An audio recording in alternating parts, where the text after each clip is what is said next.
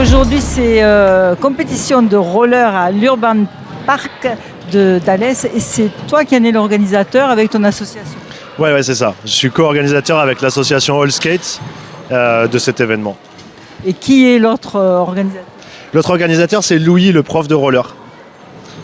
D'accord. Et donc, vous organisez ça fréquemment ou c'est une fois dans l'année? On en organise 2 par an. Ici, on en organise 2 par an. Et après, il y a d'autres petits événements sur lesquels on est co-organisateur ou sur lesquels on fait du roller. Ouais. Alors vous brassez plus loin qu'Alès ou c'est essentiellement des Alésiens? Au niveau du public qui vient aujourd'hui et des participants, il y a des participants, de ce que je sais, qui viennent de Montpellier, qui viennent de Sud-Ardèche aussi. Donc c'est au-delà d'Alès.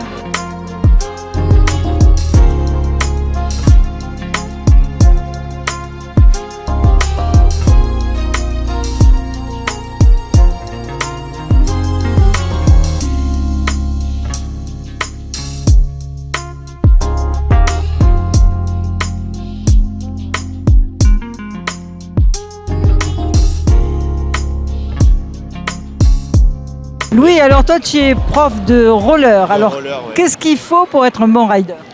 Et du coup c'est déjà de la persévérance parce que ça prend des années avant de réussir des figures comme là on peut les voir faire. C'est vraiment la première qualité, c'est ça, persévérer parce que les premières années c'est dur. Et que ce soit dans le skate, le roller, la trottinette, c'est vraiment le temps qui permet d'arriver à ça. Et voilà. Donc la persévérance et sinon...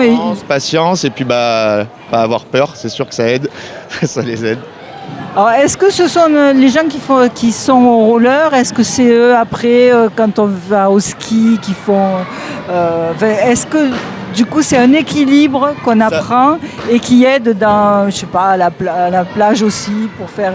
Ça peut se compléter avec les sports de glisse comme le ski, même le patin. On a beaucoup de gens du roller qui vont évoluer dans les Red Bull avec les patins à glace où ils font des rampes avec les patins à glace. Donc il y a plein de perspectives d'évolution.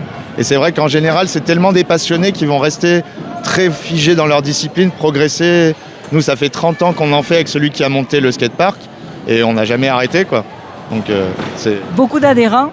Dans les associations, il y a 2 assos sur Alès et on a une vingtaine de pratiquants par asso. Sur le roller, vraiment, comme là, on appelle agressif, freestyle, il y a plusieurs noms, mais ce qui représente les figures comme le skate.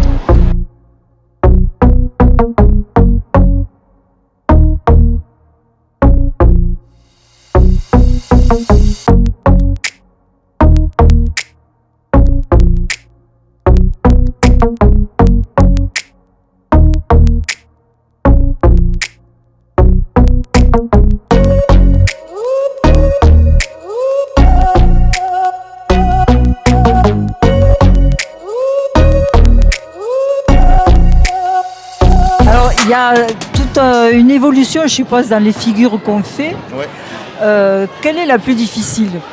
Et ça, c'est vraiment subjectif parce qu'en fonction des disciplines, on a le street, par exemple, qui est vraiment la discipline, on va dire, reine dans la rue, où les gens se consacrent à filmer pendant X temps pour avoir une vidéo, une part de vidéo. Ça, on va dire, dans tous nos sports de glisse, c'est ce qu'il y a de plus important. La compétition, c'est plus un moment de partage, de célébration avec les autres.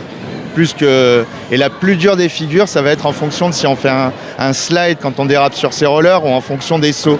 On a vraiment ces deux. Et les sauts, ça peut être les rotations où on fait beaucoup de tours, les rotations où on fait des saltos, des choses comme ça.